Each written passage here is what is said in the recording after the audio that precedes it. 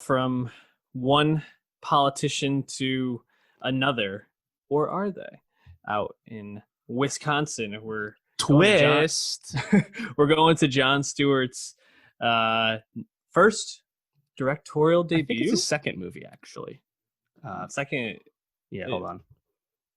Yeah, hold on. Yeah, he's. It's his first in a while. I thought he directed something else. Where is it? Rosewater. Yes. 2014. Written, directed, and produced by Jon Stewart. Is that an original? Yeah. Or is that a documentary? Yeah, it's about Iran. I have not seen it. Interesting. Interesting. Well, Jon Stewart's first known project to the masses, I say.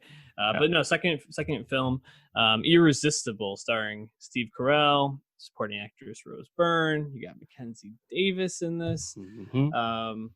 Fairly stacked Chris Cooper, cast. Come on, man.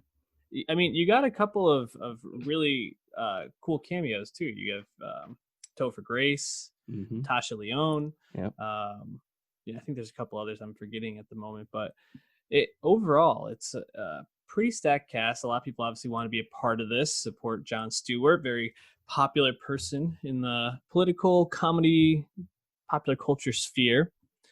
I was looking forward to this. I thought this, Jon Stewart's got a very good perspective, especially on politics. Probably has a lot to say, and I found Irresistible to be pretty underwhelming, mostly because I didn't find the story to be super engaging. And I think also following Carell and Rose Byrne playing these like political operatives who are trying to push their parties forward and are just very grimy Washington D.C. types, just is a tough people to get behind when you also have these middle America normal ass people who are also very attractive and good looking and nice and probably could have been fleshed out a little bit more, but instead we get Steve Carell being a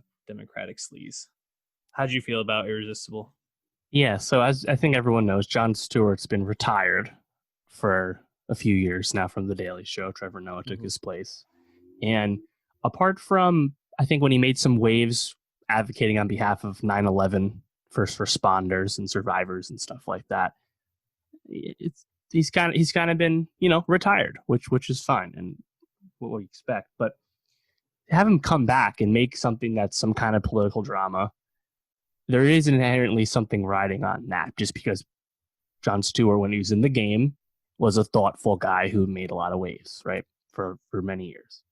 Yet Irresistible is just out of touch in terms of presenting any kind of viewpoint, right?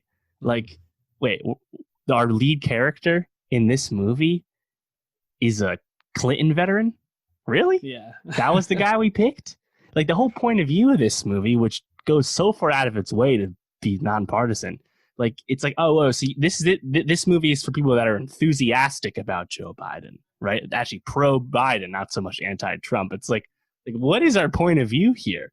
I also, from the trailers, expected Rose Byrne to have a much larger presence on the show. I actually thought she was quite good in this as almost Kellyanne Conway satire. I don't know. Her butting heads with Carell was enjoyable and fun, but she's not in the show in the movie all that much.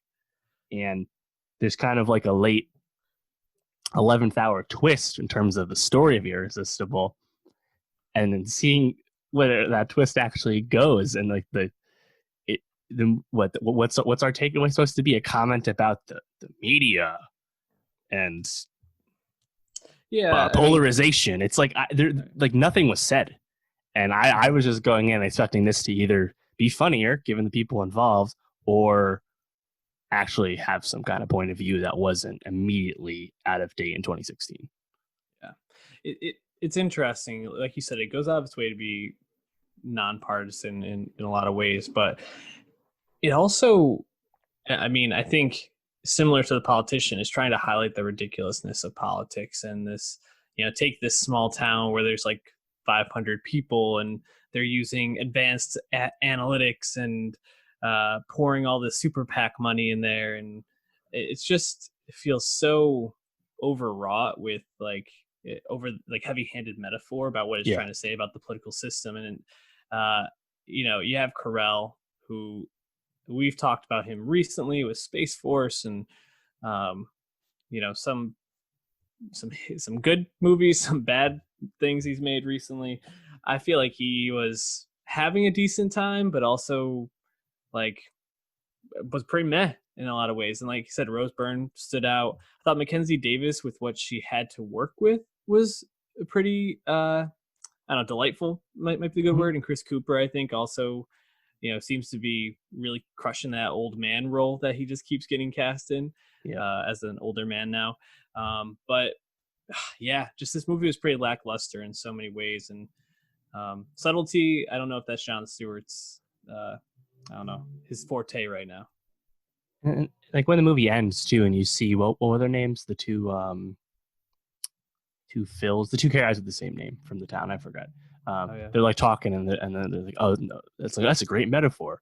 Oh, actually, it's a simile. It's like, "Hey, look, see, people from the Midwest are smart too." It's like, really, like that's what we're going with. The the Middle America people outsmarted the coastal elites. That's all you got, really? Right. It just didn't actually seem that intelligent at the end of the day, and Carell's character is immediately set up. You're watching it and you're like, oh wow, this guy really is out of touch as fuck. And Right. we're supposed to watch him become slightly less out of touch after going through this, albeit ridiculous story. Like hmm that, and then like I don't think anyone's that excited to watch a Clinton vet get woker. Like I don't know. It's just And does he even get woker? I mean, it no, he ends doesn't. with He doesn't. him, yeah, having these fantasies and ending up with, in with Rose Byrne. So I guess it's kind of like the Kellyanne Conway and uh, what's his name? His George Conway, like Yep. of the political world. Um, Mackenzie Davis's character in this, which I find kind of funny. She's 28, 29, supposed to be. Yeah.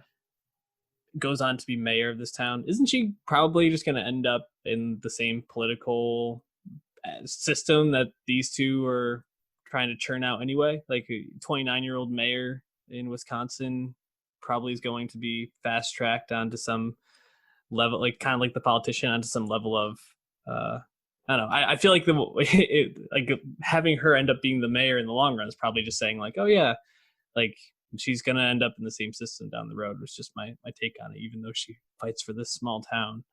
I don't know, just the whole Hmm. thing just felt very absurd to me, I guess. Yeah, Any, definitely big disappointment, man.